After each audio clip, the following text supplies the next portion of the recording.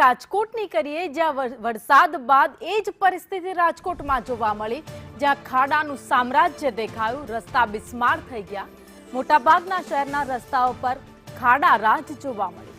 વરસાદ બાદ રોડ રસ્તા રિપેર કરવામાં તંત્રની ઉદાસીનતા છે એ સામે આવી ગઈ।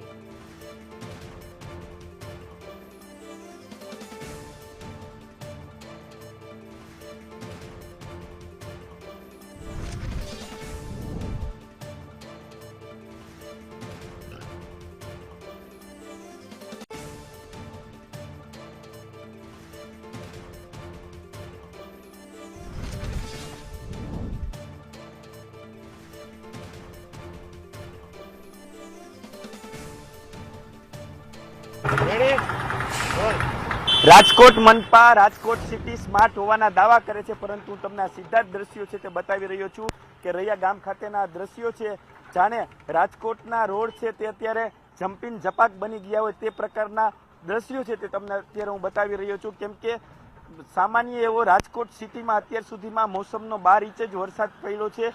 ધીમી ધારે પડેલા વરસાદમાં જ તંત્રની પોલ છે તે ખુલી ગઈ છે। રોડ ઉપર તમે જ્યાં જોવો ત્યાં તમને મસ્ત મોટા ખાડા છે તે અત્યારે દેખાઈ રહ્યા છે।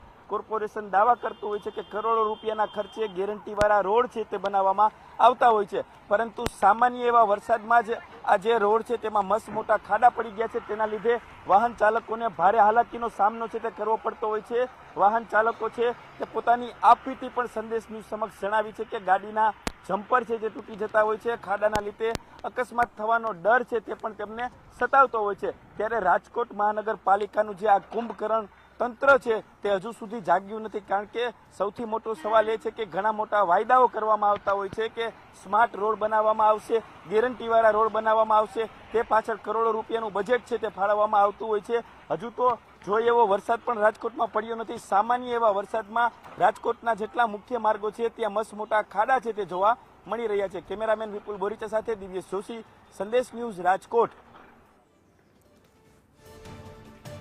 તો રાજકોટના તમે દ્રશ્યો જોયા, જ્યાં અત્યારે ખાડા જ ખાડા રાજકોટના રસ્તા ઉપર જોવા મળી રહ્યા છે। હવે લોકો પણ પરેશાન થઈ રહ્યા છે, લોકો રાહ જોઈને બેઠા છે કે તંત્ર ક્યારે કામગીરી કરશે જેમાંથી તેમને છુટકારો મળે।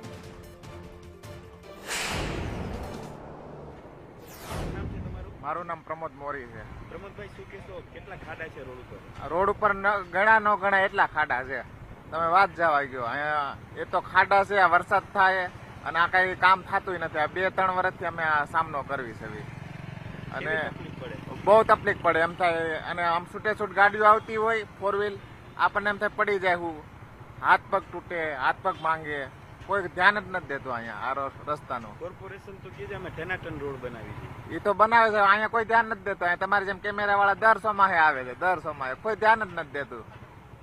મેં તો કેટલી વાર કીધું છે, અહીંયા કોઈ ધ્યાન જ નથી દેતું, એવું છે।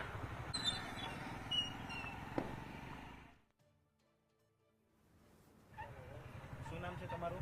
સિરાજ। સિરાજભાઈ, શું કહેશો, ખાડા કેવા છે, કેવી તકલીફ પડે છે?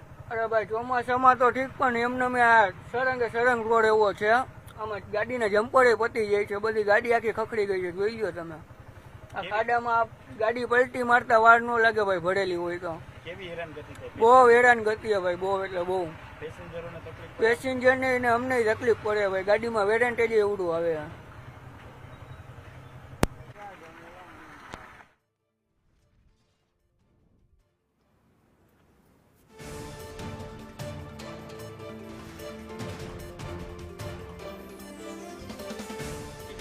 બહુ તકલીફ પડે છે ગાડી હલાવવામાં, અમને રાત્રે બહુ તકલીફ પડે છે। અહીંયા એક્સિડન્ટની બીક લાગે છે સાહેબ। ટ્રાફિક એટલું અતિશય છે, આગળ પાછળ બહુ ટ્રાફિક હોય છે, બહુ તકલીફ પડે છે। દાદા તમારું? અનિલભાઈ જોશી। કેવી તકલીફ પડે છે, કેવા ખાડા છે? અરે અહીંયા તો ખાડા તો વાત જવા દો, આમાં હાલી નથી શકતા, અને કેમે ખોડિયાલ મંદિરે જવું હોય તો મંદિર વિચાર કરીશ, રાજરાજેશ્વર જવું હોય તો વિચાર કરીશ। આ એક જગ્યાએ ને ખાડા સિવાય બીજું કાંઈ છે જ નહીં। કોર્પોરેશન તો કહે છે અમે સારા રોડ બનાવી, કોર્પોરેશન બનાવે છે કે બનાવતા હોય કે ખબર નથી પડતી, આ શું કરે છે એ જ નથી ખબર પડતી। આ તો લાઇટ હાઉસનું કામ ચાલુ છે એટલે સારું છે। બીક કેવી લાગે કાકા ખાડામાં? બીક તો વાત જવા દો, અમે પાછળ જવું પડે ગામમાં.